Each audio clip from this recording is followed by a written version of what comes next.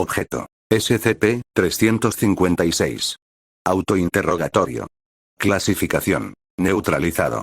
Procedimientos especiales de contención. Los restos de SCP-356 se mantendrán congelados continuamente en la Unidad de Almacenamiento Biológico de Largo Plazo 73A, en el sitio 23. Se informa al personal de que SCP-356 ha sido una persona de interés para los gobiernos de Estados Unidos, la Federación Rusa y la República de Azerbaiyán desde 1986.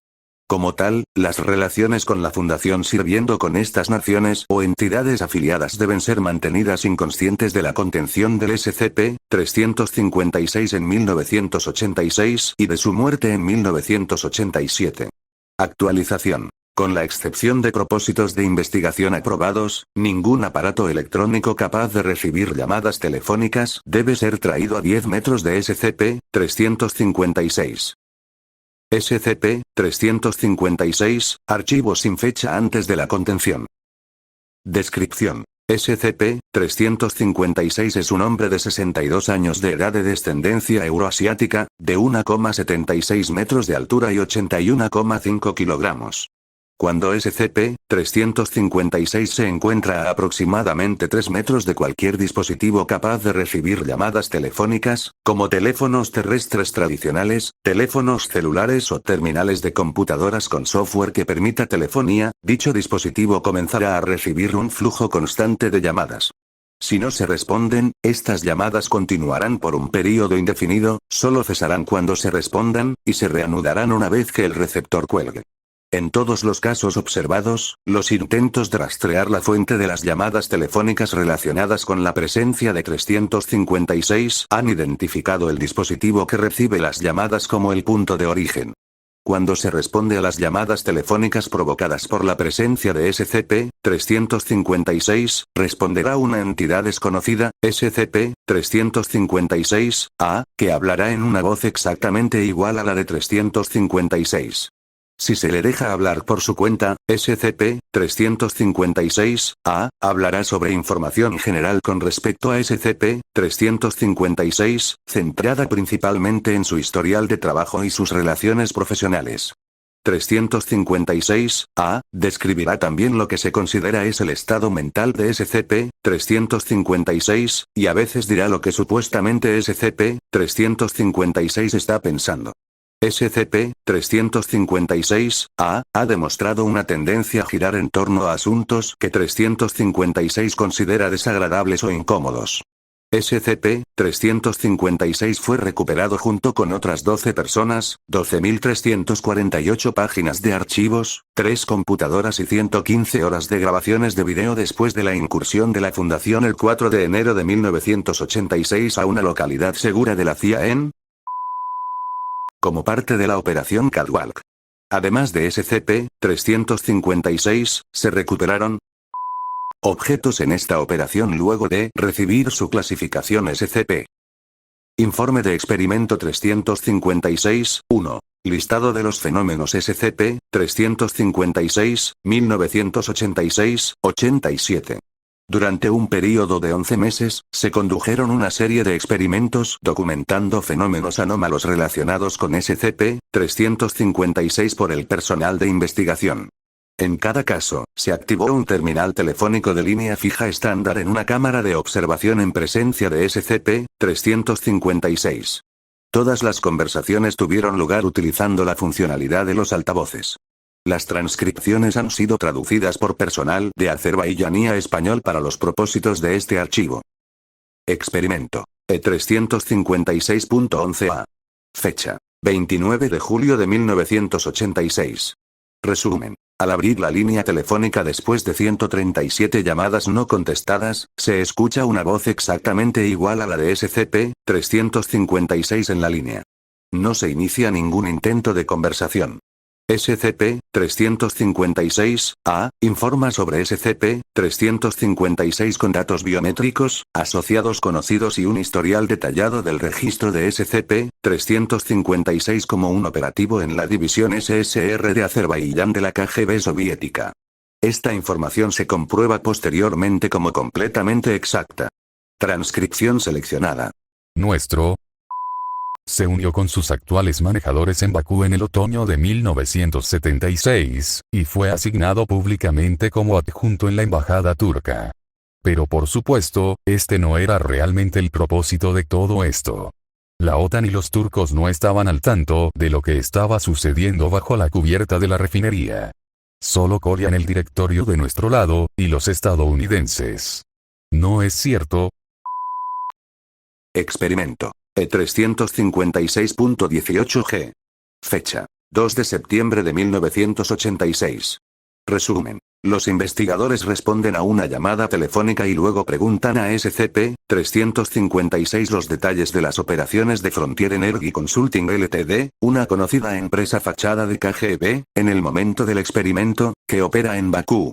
SCP-356-A responde con información que describe el papel de SCP-356 en la supervisión de las actividades de Frontier Energy, que consistían principalmente en espionaje industrial. Más adelante, se comprueba que la información es exacta. Transcripción seleccionada. Describa la operación en la que fue responsable en Bakú. Sin respuesta de SCP-356. Nunca vas a lograr nada de esa manera. Oye. ¿Sobre qué deberíamos hablar? Podríamos hablar de todas esas reuniones cerca de los muelles, pero no creo que sea a eso a lo que se refiere el agente. O tal vez la razón de ese tramo de 21 meses en Indigirka. Hay un cuento para contar. Sin respuesta de SCP-356. Oh, ¿es eso lo que te preocupa? No tienes ni idea de por qué te lo están preguntando, ¿verdad? ¿Es eso peor que la última vez? No veo aquí martillos ni baterías de automóviles, ¿verdad? ¿Cuándo crees que te mostrarán la mano? Si pudieran sacarte de ellos, ¿qué deben tener en la manga? Yo también estaría nervioso. Ah. Es una broma. Así que no hay descripción para nuestros amigos sobre cómo crear esa empresa para echar un vistazo dentro de la refinería Absalón. ¿Cómo trabajó durante meses ensamblando el equipo de inspección falsificado que ocultaría al equipo real? ¿Qué hiciste con los hombres que fueron enviados a asomarse por las oficinas? Tal vez eso debería ser lo que nosotros hicimos.